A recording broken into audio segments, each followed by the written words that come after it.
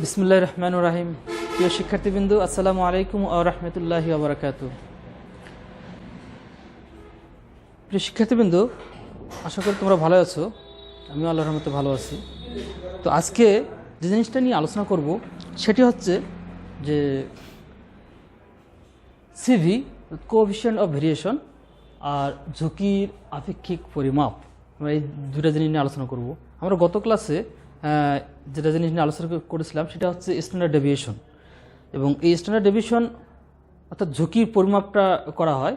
তো ঝুঁকির পরিমাপ যদি এরকম হয়, যদি এখানে দুটো প্রজেক্ট থাকে, এই দুটো প্রজেক্টের মধ্যে এ প্রজেক্ট এবং বি প্রজেক্ট, আমরা গত ক্লাসে যেটা আলোচনা করেছিলাম এ প্রজেক্ট এবং বি প্রজেক্টের, তো একটার মানটা বাইর হয়েছিল। যদি একটার মান বাইর হয় এই 1200 টাকা, এবং বি প্রজেক্টে যদি মান বাইর হয় 10,000 টাকা, 100 টাকা, মানে 1000 টাকা, তাহলে কোন প্রজেক্টটি ঝুঁকি কম হবে? সেটি হচ্ছে যে প্রজেক্টের স্ট্যান্ডার্ড ডেভিয়েশন কম হবে সেটা আমরা বলবো যে সেটা ঝুঁকি কম, আর যে প্রজেক্টটির পরিমাণটা বেশি হবে সেটি হচ্ছে ঝুঁকি বেশি। তাহলে এই দুটি প্রজেক্টের মধ্যে, এ এবং বি, এই দুটি প্রজেক্টের মধ্যে যে প্রজেক্টের পরিমাণ বেশি সেটি হবে ঝুঁকি বেশি, এবং যেটি কম সেটি হচ্ছে ঝুঁকি কম। তো আমরা যার স্ট্যান্ডার্ড ডেভিয়েশনের মানটা কম হবে সেটাই হচ্ছে ঝুঁকি কম, আর স্ট্যান্ডার্ড ডেভিয়েশনের মান বেশি হলে ঝুঁকি বেশি। আমরা এটা নিয়ে আলোচনা করেছিলাম। আজকে আমরা তার ধারাবাহিকতা একটু আলোচনা করতে চাচ্ছি। সেটা হচ্ছে এটা যদি একই পরিমাপের প্রজেক্ট হয়ে থাকে, বা একই আয়তনের প্রজেক্ট হয়ে থাকে, সেক্ষেত্রে কিন্তু প্রজেক্ট যদি আয়তনের দিক থেকে বেশি হয়, কম বেশি হয়ে থাকে, তাহলে সেক্ষেত্রে আমাদের এই স্ট্যান্ডার্ড ডেভিয়েশন বার করে আমরা সিদ্ধান্ত নিতে পারবো না। যদি স্ট্যান্ডার্ড ডেভিয়েশন বার করে সিদ্ধান্ত নেই, সেই ক্ষেত্রে আমাদের সিদ্ধান্ত ভুল হয়ে যাবে। সেজন্য আমাদেরকে বার করতে হবে ঝুঁকির আপেক্ষিক পরিমাপ। আচ্ছা, না সিবি, তখন সিবি বার করতে হবে। তো সিবিটার পূর্ণ মিনিংটা হচ্ছে এরকম, সিভি অর্থাৎ coefficient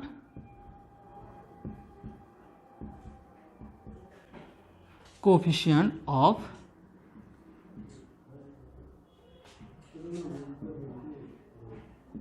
variation, coefficient of variation, CV. আমাদেরকে এটা বার করতে হবে। এটা বার করলে আমরা এবং এটা সিদ্ধান্ত নিতে পারবো যে কোন প্রজেক্টটির ঝুঁকি কম বা বেশি। তো আমরা এখন সিভি অর্থাৎ কোএফিশিয়েন্ট অফ ভেরিয়েশন নিয়ে আলোচনা করব। তো সিভির সূত্রটা আগে আমরা জেনে নিতে হবে আমাদেরকে। CV equal to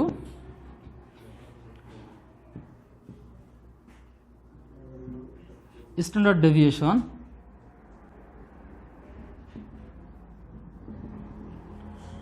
divided by mean of cash flow। তাহলে সিভির সূত্রটা হচ্ছে, কোএফিশিয়েন্ট অফ ভেরিয়েশনের সূত্রটা হচ্ছে standard deviation divided by mean of cash flow. তার মানে হচ্ছে যে স্ট্যান্ডার্ড ডেভিয়েশন ভাগ আমাদের ক্যাশ ফ্লোর গড় যেটা, সেটা আমাকে বার করতে হবে। তাহলে এটা এভাবে আমরা আবার এটাকে সংক্ষিপ্তভাবে লিখতে পারি। স্ট্যান্ডার্ড ডেভিয়েশনকে সিগমা দ্বারা প্রকাশ করা হয়, আর মিন অর্থাৎ ক্যাশ ফ্লো, সি এর থেকে ক্যাশ ফ্লো, এই ক্যাশ ফ্লোর মিন আমরা দিয়ে দিলাম। এইভাবে আমরা ডাইরেক্ট সিভি লিখে আমরা এটা লিখতে পারি, লিখে আমরা মান বসিয়ে দিয়ে অঙ্কটা করতে পারি। তো আজকে আমরা এই যে প্রজেক্টের আয়তনের ভেরিয়েশন যদি থেকে থাকে, তাহলে সেই রকম অঙ্ক একটা আমরা আলোচনা করতে পারি। সেটি হচ্ছে you are supplied with the following information. এখানে লেখা আছে, ডিটেলস আছে মিন অফ সিএফ অর্থাৎ ক্যাশ ফ্লো, এর গড়টা কত আছে, প্রজেক্ট এ আছে, প্রজেক্ট বি আছে। এখানে স্ট্যান্ডার্ড ডেভিয়েশন আছে, এটা প্রজেক্ট এর আছে একটা অ্যামাউন্ট এবং প্রজেক্ট বির আছে একটা amount.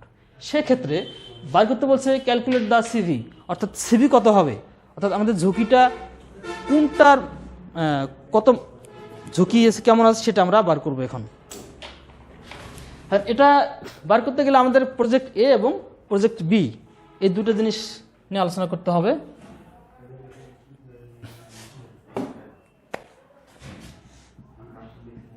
Here standard deviation A equal 37,500 আর সরি এটা মিন হবে CF mean project A standard deviation A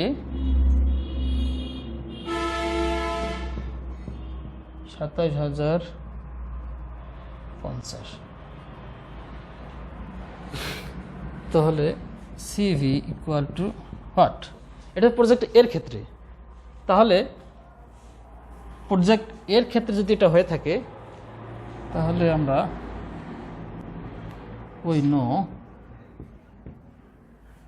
আমরা জানি যে CV ইকুয়াল টু এটা, কিন্তু এটা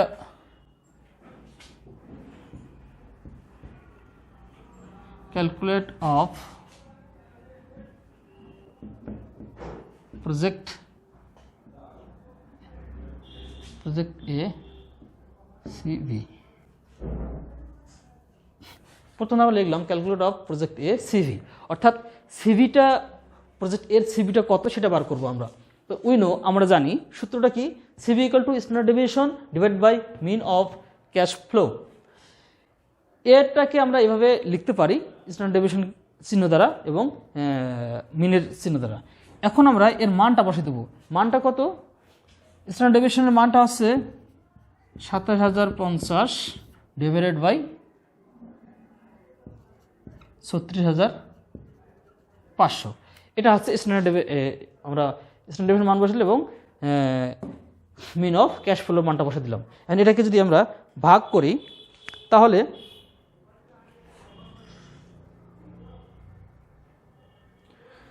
চলে আসে 27,050 ডিভাইডেড 36,500, তাহলে চলে আসে 0.74 এটা চলে আসে। এবার আমরা আরেকটি জিনিস আরেকটা প্রজেক্ট আমরা প্রজেক্ট এ এর বার করলাম। এবার প্রজেক্ট বি,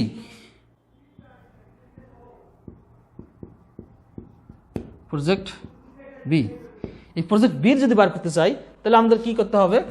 এই সূত্র একই রকম।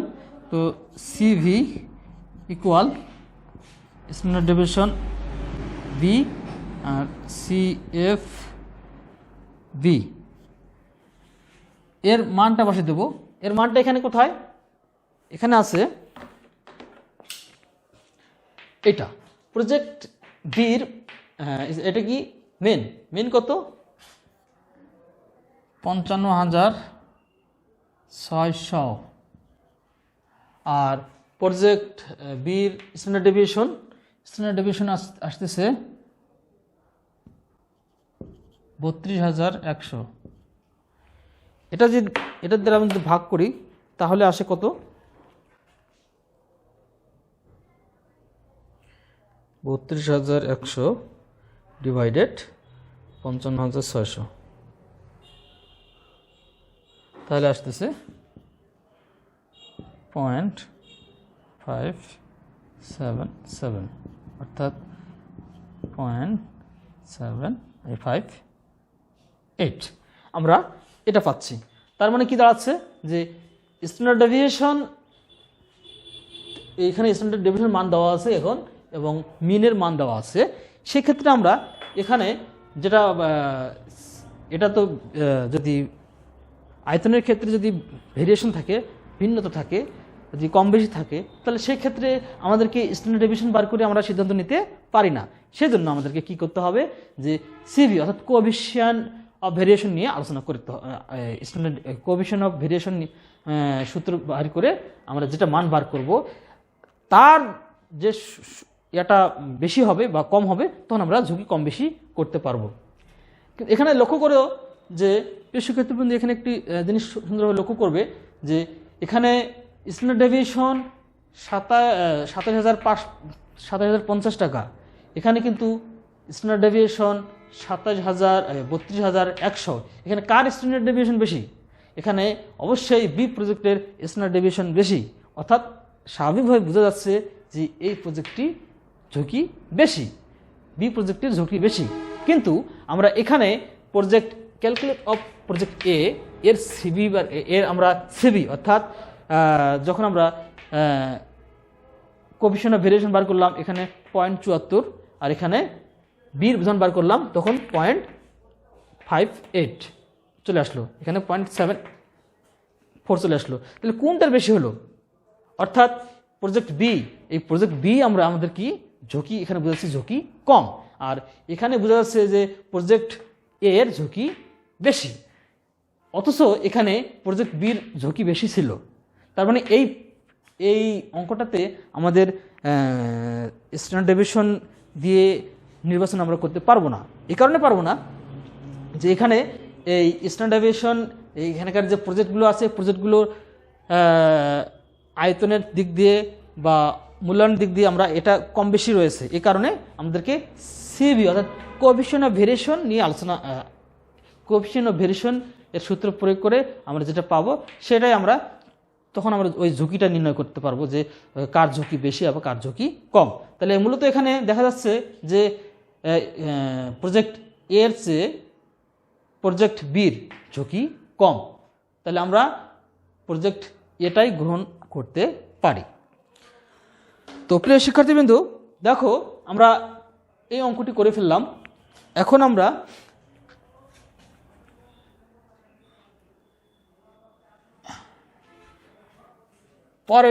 পরেরটাতে আসি, হয়ে গেল। এবার আমরা পরের একটা জিনিস আলোচনা করব, সেটি হচ্ছে ঝুঁকির আপেক্ষিক পরিমাপ।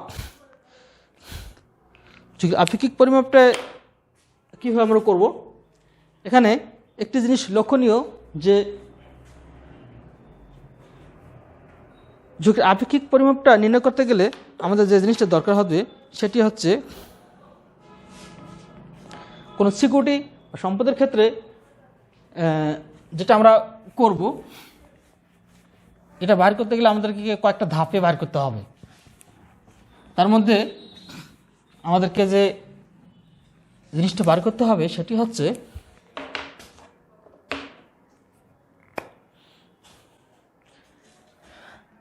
এক নম্বর আছে এক্সপেক্টেড রিটার্ন, 2 নম্বর হচ্ছে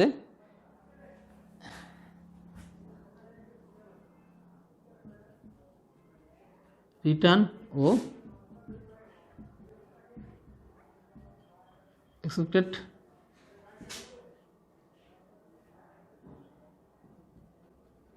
রিটার্ন এর পার্থক্য। আচ্ছা, আরেকটি হচ্ছে মানে এখানে এটা বার করতে গেলে আমাকে দুটো জিনিস করতে হবে, একটি হচ্ছে এক্সপেক্টেড রিটার্ন, আরেকটি হচ্ছে এক্সপেক্টেড রিটার্ন এবং এক্সপেক্টেড রিটার্নের মধ্যে পার্থক্যটি বার করতে হবে। আরেকটি হচ্ছে যে রিটার্ন বা ডেভিয়েশন বা সম্ভাবনার গুণের সমষ্টি, রিটার্ন ও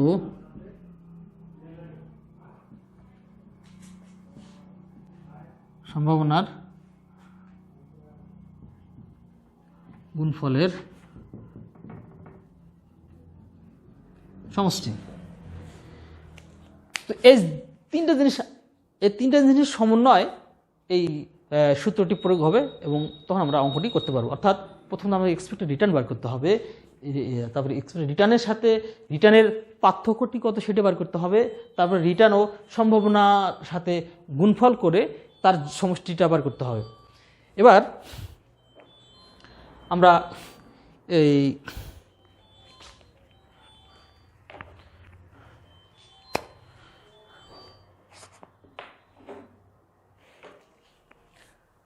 কোভেরিয়েশনের সূত্রটা আমরা লিখতে পারি।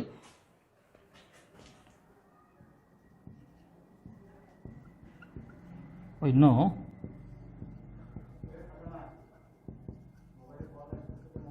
covariation equal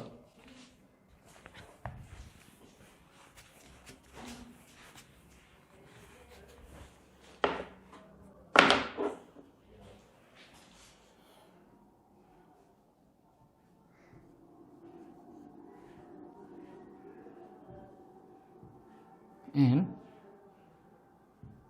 I equal to 1 summation pi return I minus expected return I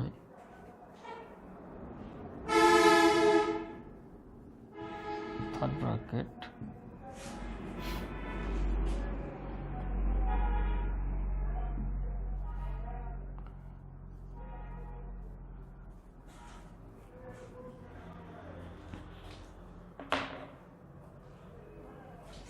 এটা আমরা আইনা দিয়ে আমরা x দিই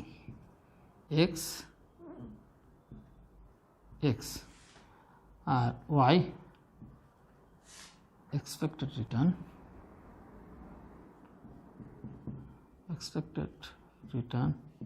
y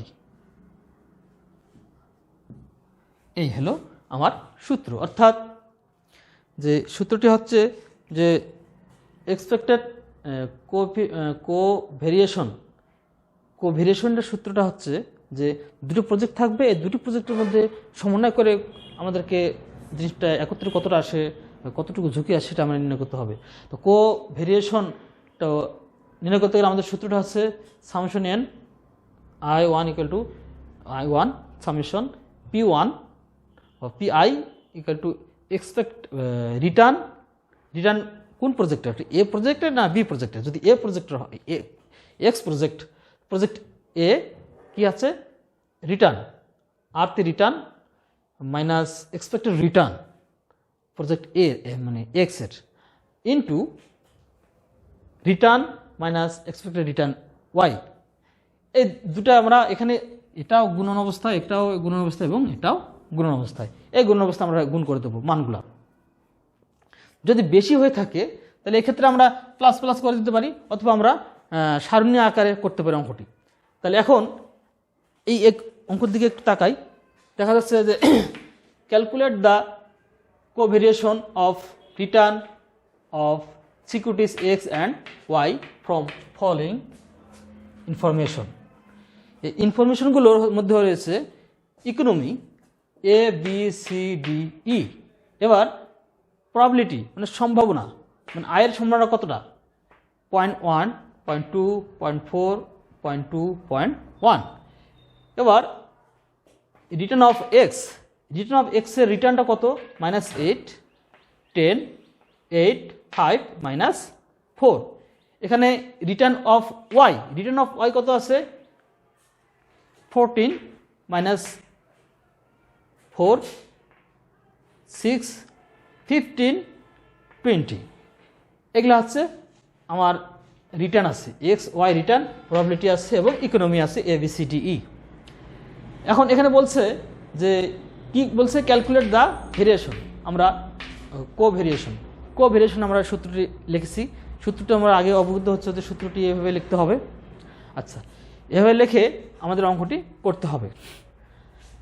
আমরা সারণী আকারে সাজাতে চাইলে আমরা একটি অঙ্কটি করতে পারবো, কিন্তু এখানে একটা জিনিস রয়েছে, আমরা তো রিটার্ন ওয়াই রিটার্ন এক্স রয়েছে, বাট এখানে আমাদেরকে এটা এই যে এক্সপেক্টেড রিটার্ন এটা আমাদেরকে বার করতে হবে। এক্সপেক্টেড রিটার্ন অর্থ হচ্ছে প্রত্যাশিত আয়টা কত সেটা আমাদেরকে বার করতে হবে। সেটা বার করতে গেলে আমাদেরকে কী করতে হবে, আমরা এই এক্সপেক্টেড রিটার্নটা বার করতে গেলে সূত্র জানতে হবে, এক্সপেক্টেড রিটার্ন এক্স ইকুয়াল, এটা সূত্রটা হচ্ছে যে পিআই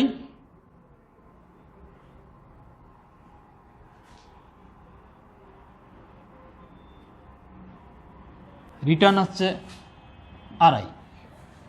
এটা হচ্ছে তার সূত্র। অর্থাৎ এভাবে হবে,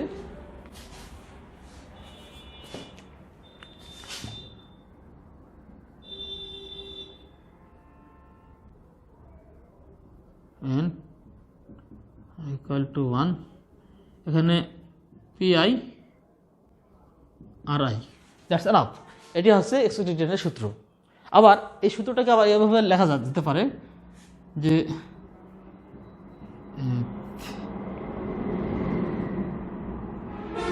P1 R1 plus P2 R2 plus এভাবে চলতে থাকবে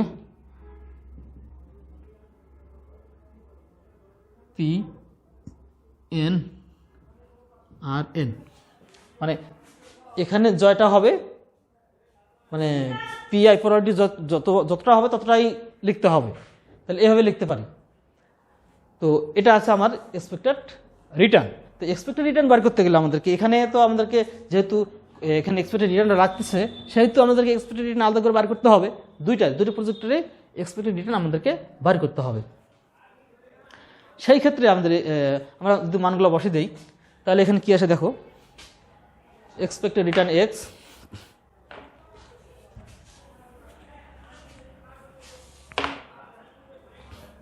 expected return x equal, মানগুলো বসে দিই, -8 into 0.1 প্লাস, তার মানে কি হচ্ছে যে এটা এবং এটা আমরা গুণ করলাম, করে এখানে দিয়ে দিলাম প্লাস, তাহলে প্রবাবিলিটি এবং রিটার্ন আমরা গুণ করবো, প্রবাবিলিটি রিটার্ন গুণ করবো, গুণ করে যোগ করবো, করে যেটা আসবে সেটা আমার হবে এক্সপেক্টেড রিটার্ন। তাহলে দ্বিতীয়টা আছে কি 10 into 0.2, তারপরে কি আছে 8 into 0.4 plus 5 into 0.2 plus minus হবে -4 into 0.1।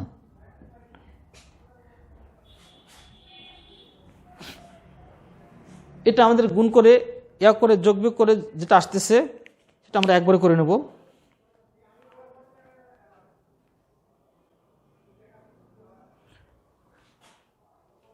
তাহলে 0.1 into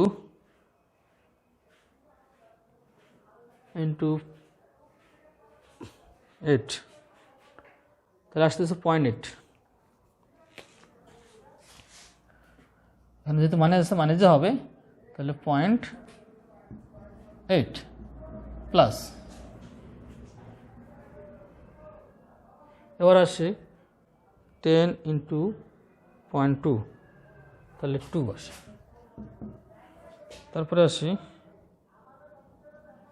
8 into 0.4, তাহলে 3.2। তারপরে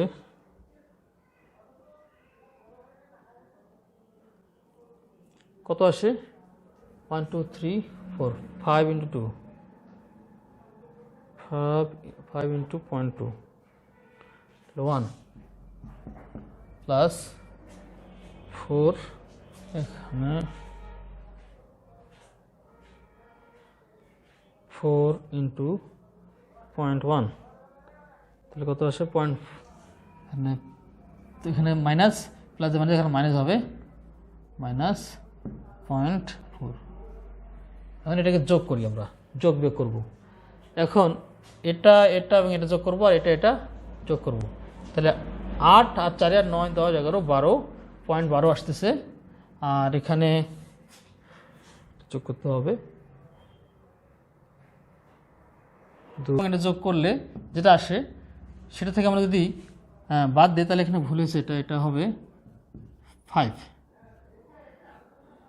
5 চলে আসছে। এবার তদ্রূপ একইভাবে যদি আমরা এক্সপেক্টেড রিটার্ন আমরা সাইডে লিখে দিই, এক্সপেক্টেড রিটার্ন ওয়াই বার করি, সেই ক্ষেত্রে আমার আসে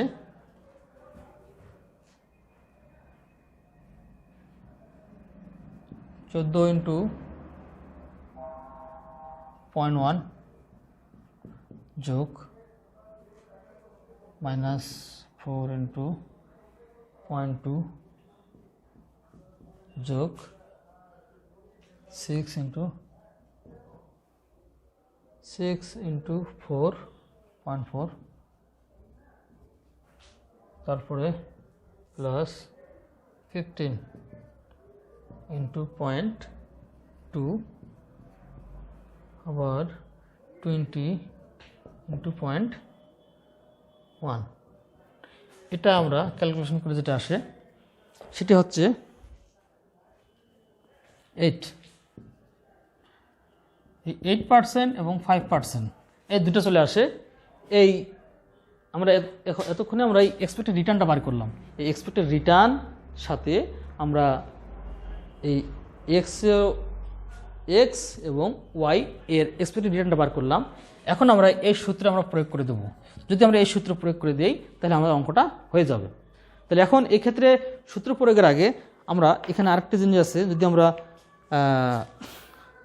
এরকম এই চার্টের মাধ্যমে করে ফেলতে পারি তাহলে আমাদের অতি সহজে অঙ্কটা হয়ে যাবে। সেটি হচ্ছে আমরা কিন্তু দুই নিয়মভাবে করতে পারবো। এই সূত্র প্রয়োগ করে এটা লিখে আবার যোগ করে আবার একটা লিখে আবার যোগ করে এইভাবে আমরা লিখতে পারবো, কিন্তু অঙ্কটা অনেক বড় হয়ে যাবে। সেজন্য আমরা যদি এই চার্টটা প্রয়োগ করি তাহলে আমাদের সুবিধা হবে। তাহলে মনে করো যে এই চারটায় আছে, মনে করো যে এই চারটা আমরা সলিউশন করতেছি, আমরা নতুনভাবে এখানে লিখতেছি না। তো সেই ক্ষেত্রে আমরা এখানে আর কয়েকটি ঘর বাড়িয়ে দিলে হয়ে যাবে। তাহলে এটা আমার আর লেখার প্রয়োজন মনে করতেছি না, একটু রাখি দেই।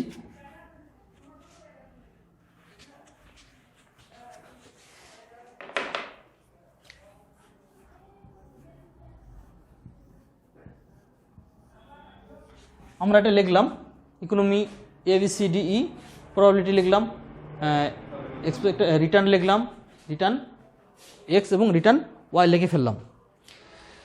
লেখার পর এখন মানে মাইনাসটা করব, অর্থাৎ এই যে এখানে রিটার্ন মাইনাস এক্সপেক্টেড রিটার্ন, অর্থাৎ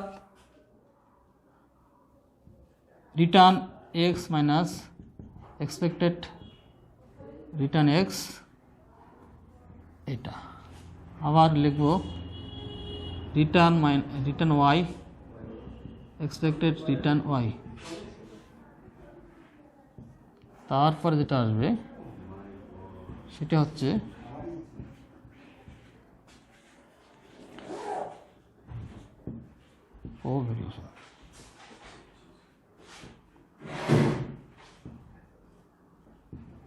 কোভেরিয়েশন। এখন এটার সাথে আমরা কীভাবে করে ফেলবো, বাড়ি করব একটু। এখানে এক্সপেক্টেড রিটার্ন আছে, এক্সপেক্টেড রিটার্নের সাথে আমরা কত পেয়েছি, এক্স 5%। আমরা 5 কি করব,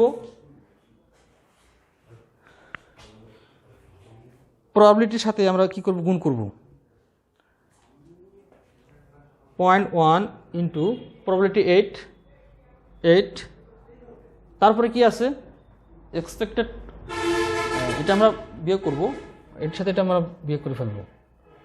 তাহলে এটা কত আসতেছে,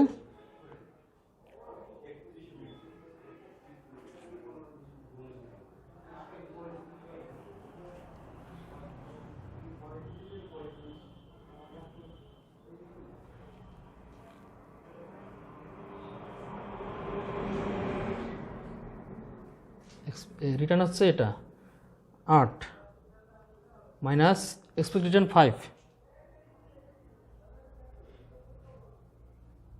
তাহলে এখানে -8, এখানে মাইনাস, অর্থাৎ এখানে এক্সপেক্টেড রিটার্ন কত, এখানে এক্সপেক্টেড রিটার্ন হচ্ছে 8 আর এখানে -5 পাইলাম, তাহলে কত হচ্ছে 8 + 5 = 13, তাহলে -13, এখানে -13।